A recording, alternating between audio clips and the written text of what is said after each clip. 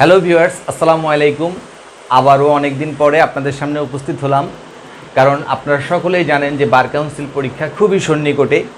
কারণ আমরা বার কাউন্সিলের ওয়েবসাইট থেকে জেনেছি যে আগামী জুন মাসের মধ্যে আমাদের বার কাউন্সিল পরীক্ষা হচ্ছে।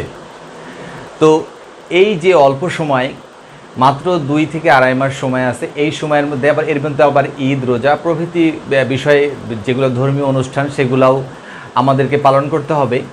তো এই অল্প সময়ে আমরা কিভাবে এত বড় একটা সাগর পাড়ি দিব, কারণ আমরা জানি যে বার কাউন্সিল পরীক্ষা এখন অনেক অনেক অনেক বেশি কঠিন। তো এই কঠিন পরীক্ষায় অংশগ্রহণ করতে গেলে আসলে যেই রকম প্রস্তুতি থাকার দরকার সেই রকম প্রস্তুতি কি আমাদের আছে?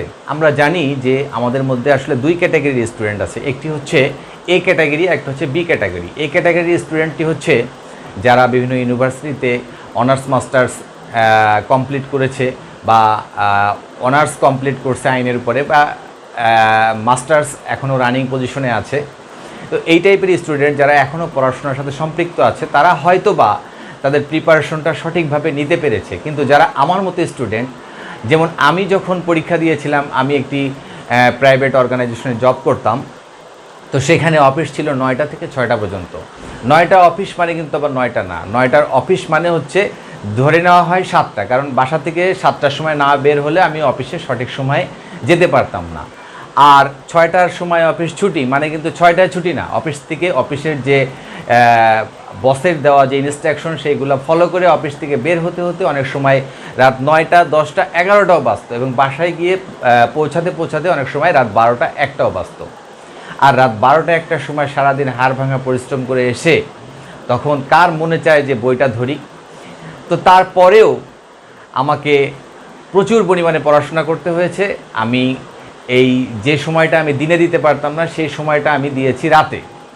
তো আমাদের ভিতরে যে স্টুডেন্টগুলো আছেন আমার মতো, যারা প্রাইভেট অর্গানাইজেশনে জব করেন অথবা কোনো বিজনেসের সাথে সম্পৃক্ত, যেহেতু বার কাউন্সিল প্রতি বছরে একটি নির্দিষ্ট নিয়মে পরীক্ষা নিচ্ছে না, তারা তাদের ইচ্ছা মতো একটি ডেট তারা দিয়ে দিচ্ছে।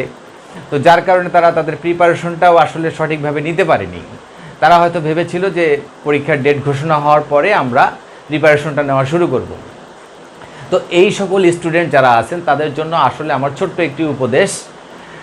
আজকে আমার কাছে সাফায়েত ভাই নামে আমাদের এক ভাই এসেছিল, যিনি ইউটিউবে আমার ভিডিও দেখে তিনি অনুপ্রাণিত হয় এবং বলে কি যে ভাই, আমার প্রিপারেশন কিচ্ছু নাই, আর এই 2 মাস থেকে আড়াই মাস যে সময় আমি পাবো, এই সময়ের মধ্যে আমি বার কাউন্সিল পরীক্ষা দিতে চাই, আপনি আমাকে একটু হেল্প করেন। তো তিনি কিন্তু আগেরবারও বার কাউন্সিল পরীক্ষা দিয়েছিলেন, কিন্তু দুর্ভাগ্যজনকভাবে তিনি এমসিকিউতে ফেল করেন, যার কারণে আবারও তাকে এবার অ্যাপিয়ার হতে হবে পরীক্ষায়। তো আমি ভাইকে যে উপদেশটি দিয়েছিলাম সেই উপদেশটি আজকে ইউটিউবে আপনাদের সাথে শেয়ার করব। আর যারা আমার রেগুলার স্টুডেন্ট, আপনারা হয়তো অনেকেই জানেন যে আমি যারা বার কাউন্সিল এক্সাম দেবে তাদেরকে নিয়মিতভাবে পড়াশোনাতে অনেক সহযোগিতা করে থাকি। তো তারা তো আসলে জানেনি যে আসলে আমি কি বলতে চাই। তো যারা আজকে আমার এই ভিডিওটি দেখছেন, তাদের যারা বার কাউন্সিল পরীক্ষা দিবেন এবং আমার এই ভিডিওটি দেখছেন, তাদের জন্য আসলে আমার ছোট্ট উপদেশ। যদিও মাফ করবেন, আমি হয়তো আপনাদের অনেকের থেকে বয়সে ছোট হতে পারি, কিন্তু যেহেতু আমি বার কাউন্সিল পরীক্ষা দিয়ে অ্যাডভোকেট হয়েছি, কাজে আমার উপদেশটি আপনাদের কাজে লাগতে পারে। আপনারা জানেন যে বার কাউন্সিল পরীক্ষা হয় টোটাল 100 মার্কে। এই 100 মার্কের মধ্যে 100 মার্কে যদি আমি 100 মার্ক পরীক্ষা দিতে হয় মোট 7টি সাবজেক্টে। এই 7টি সাবজেক্টকে আপনি যদি 2 ভাগে ভাগ করেন, এর মধ্যে আছে যে কিছু সাবজেক্ট আছে ছোট, ধারা ছোট, বই ছোট এবং পড়াও ছোট ছোট। আর কিছু সাবজেক্ট আছে যেগুলো বড় বড় সাবজেক্ট, যেগুলোতে অনেক বেশি ধারা, মার্কসও অনেক বেশি, পড়াশোনাও অনেক বেশি। তো এই বড় সাবজেক্টগুলো হচ্ছে কি সিআরপিসি, সিপিসি আর পেনাল কোড। যেমন আমরা জানি যে সিআরপিসিতে টোটাল ধারা আছে 565টা, পেনাল কোডে টোটাল ধারা আছে 511টা, এবং সিপিসিতে টোটাল ধারা আছে 158টা, কিন্তু আদেশ আছে 50টা, এবং প্রতিটি আদেশের মধ্যে আবার অসংখ্য বিধি আছে। যেমন আমরা জানি যে সিপিসির 21 নম্বর আদেশে টোটাল বিধি আছে 103টা। তো যেই কারণে আপনি যদি এই 60 মার্ক অ্যাচিভ করতে চান, তাহলে আপনাকে টোটাল 1500 মতো ধারা পড়তে হবে। অন্যদিকে কিছু ছোট সাবজেক্ট আছে যেগুলো হচ্ছে আপনার তামাদি আইন, সাক্ষ্য আইন, সুনির্দিষ্ট প্রতিকার আইন এবং the legal practitioners and bar council order 1972। এই সাবজেক্টগুলোতে যেমন তামাদি আইনে ধারা আছে 29টা, তারপর সাক্ষ্য আইনে ধারা আছে 167টা, এটা একটু বড়। তারপরে আপনার সুনির্দিষ্ট প্রতিকার আইনে ধারা আছে 57টা। আর the legal practitioners and bar council order 1972, এখানে 30 থেকে 40টা প্রশ্নর অ্যান্সার যদি আপনি করে পরীক্ষার হলে যান তাহলে অন্তত 5 মার্কের অ্যান্সার কমন পাবেন। তো দেখেন এই ছোটো সাবজেক্টগুলোতে কত মার্ক? ছোটো সাবজেক্টগুলোতে টোটাল মার্কস হচ্ছে তামাদি আইনে 10 মার্ক, সুনির্দিষ্ট প্রতিকার আইনে 10 মার্ক, সাক্ষ্য আইনে 15 মার্ক এবং the legal practitioners and bar council order 1972, এটাতে আছে 5 মার্ক, টোটাল 40 মার্ক। এই 40 মার্ক পড়তে গেলে আপনাকে টোটাল ধারা পড়তে হচ্ছে কয়টা? তামাদি আইনে 29টা ধারা আপনার পড়ার দরকার নেই। আপনার 20 থেকে 22টা ধারা পড়লেই আপনার মোটামুটি 100% অ্যান্সার আপনি কমন পাবেন। তারপর তাহলে ধরে নিচ্ছি এখান থেকে 20টা। আর সুনির্দিষ্ট প্রতিকার আইনে যদি আপনি 25টা ধারা পড়েন, টোটাল ধারা আছে 57টা, যদি আপনি 25টা পড়েন তাহলে 100 মার্কসের অ্যান্সার আপনি করতে পারবেন। তাহলে হলো 25 আর 20 45। আর সাক্ষ্য আইনে টোটাল ধারা আছে 167টি। আপনি যদি 50 থেকে 60টি ধারা খুব মনোযোগ সহকারে বুঝে পড়েন তাহলে আশা করা যাচ্ছে যে আপনি 100 মার্কস 15 মার্কের ভিতরে 12-13 অবশ্যই পাবেন, 1-2 মার্ক হয়তো মিস হতে পারে। আর the legal practitioners and bar council order 1972, এই সাবজেক্টটিতে 5 মার্ক। এই 5-এর মধ্যে এই মোটামুটি 30-40টা প্রশ্ন যদি আপনি পড়ে পরীক্ষার হলে যান তাহলে 5-এর মধ্যে 5ই আপনি পেয়ে যাবেন। তো দেখেন এই 40 মার্কের ভিতরে আপনার 37 থেকে 38 মার্ক তোলা খুবই ইজি। মাত্র সব মিলে হয়তো বা আপনার 100 থেকে 120-30টা ধারা পড়লেই হয়ে যাচ্ছে। আর ওইদিকে যদি আপনি 60 মার্ক তুলতে চান তাহলে ধারা পড়তে হবে 1500। তো এই 1500 ধারার পিছনে যদি আপনি ছুটতে চান এই শর্ট সময়ে, মাত্র 2 থেকে 2.5 মাস সময় আছে, তাহলে আপনার একুল উকুল সবকুল যাবে।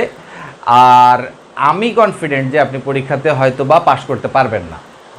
এটা তাদের জন্য যারা রেগুলার স্টুডেন্ট, আমি আগেও বলেছি যারা ইউনিভার্সিটিতে অনার্স মাস্টার্স করছে বা যারা এখনও ধারাবাহিকভাবে পড়াশোনার সাথে সম্পৃক্ত আছে, কোনো জব করে না এবং বাসায় থেকে একটি ফ্যামিলির মধ্যে থেকে তারা পড়াশোনা করছে এবং তার বাবার ইনকামের পরে তারা এখনও চলছে। আর আপনার ইনকামের পরে তো আপনার পুরো সংসার চলে, আপনার বাবা মা চলে। তো আপনার কেসটা তাদের কেসটা পুরোটাই ডিফারেন্ট। এই জন্যে আমি তাকে সাজেশন করেছিলাম যে যেহেতু 40 মার্ক এই ছোটো সাবজেক্টগুলোতে আছে, আপনি 40 মার্কের জন্য আপনি সময় দিবেন। আপনার হাতে যদি 10 ঘন্টার সময় থাকে তাহলে 8 ঘন্টার সময় দিবেন এই 40 মার্কের পিছনে এবং 2 ঘন্টার সময় দিবেন আপনি ওই 60 মার্কের পিছনে। তো 2 ঘন্টার সময় ওই 60 মার্কের পিছনে এমনভাবে দিবেন যাতে ওই সিআরপিসি, সিপিসি এবং পেনাল কোড এই 3টি সাবজেক্ট থেকে বেশ কিছু কমন টাইপের প্রশ্ন আছে, যেই প্রশ্নগুলা প্রতি বছরই আসে। তো এই টাইপের কিছু প্রশ্ন সাজেশন করে আপনারা যদি পড়েন তাহলে আশা করা যায় যে আপনারা এই 60 মার্কের ভিতরে অ্যাটলিস্ট 20 মার্ক আপনারা তুলতে পারবেন। কারণ এই 20 মার্ক খুবই কমন, আপনারা সকলেই হয়তো এই 20 মার্কের সাথে কম বেশি পরিচিত, আর একটু পরিশ্রম করলে 20 মার্ক হয়ে যাবে। কিন্তু 60 মার্কের পিছনে যদি আপনি ছুটতে যান তাহলে এই 20 মার্কও আপনি লস করবেন, এদিকে 40 মার্ক লস করবেন, এদিকে 20 মার্ক লস করবেন। তো ওইদিকে যদি আপনার তো আসলে পরীক্ষা পাশ করতে গেলে দরকার 50 মার্ক। তো আপনি যদি ওইদিকে 35 মার্কস 40-এর মধ্যে যদি আপনি 35 পান, আর এদিকে যদি আপনি এই 15 মার্কও পান তাহলে হয়ে গেল কত? আপনার 35 আর 15 50, আপনার পরীক্ষায় পাশ হয়ে গেল, কোনো টেনশন নাই। এবার আপনি এমসিকিউ পাশ করার পরে তারপরে তো আপনি রিটেনের জন্য প্রিপারেশন নেবেন। তো রিটেন পাস করবেন, ভাইভা পাস করবেন, আপনি অ্যাডভোকেট হয়ে যাবেন। তারপরে আপনি যত ইচ্ছা তত ধারা পড়েন, কোনো সমস্যা নেই। সো বন্ধুরা, আজকে আপনাদের মূল্যবান সময় নষ্ট করলাম এবং অনেকখানি বকবক করলাম। তারপরেও যদি আমার এই বকবক আপনাদের জন্য কোনো প্রকার উপকার বয়ে আনে আমি ধন্য হব। আর বার কাউন্সিল পরীক্ষার বিষয়ে যে কোনো প্রকার সহযোগিতা, যে কোনো প্রকার সাজেশন, যে কোনো প্রকার গাইডের জন্য সরাসরি আমার সাথে যোগাযোগ করবেন। ডিসক্রিপশন বক্সে আমার নাম্বার দেওয়া থাকবে। আর যারা নিয়মিতভাবে আমার ভিডিও দেখতে চান তারা আমার চ্যানেলটিতে অবশ্যই সাবস্ক্রাইব করবেন এবং লাইক ও কমেন্টস দিতে অবশ্যই ভুলবেন না। আমার আগামী ভিডিও দেখার আমন্ত্রণ জানিয়ে সবাইকে আবারও অনেক অনেক শুভেচ্ছা জানিয়ে শেষ করছি। ধন্যবাদ সবাইকে। সবার বার কাউন্সিল পরীক্ষা শুভ হোক। সকলেই বার কাউন্সিল পরীক্ষায় পাশ করে যাক। খোদা হাফেজ।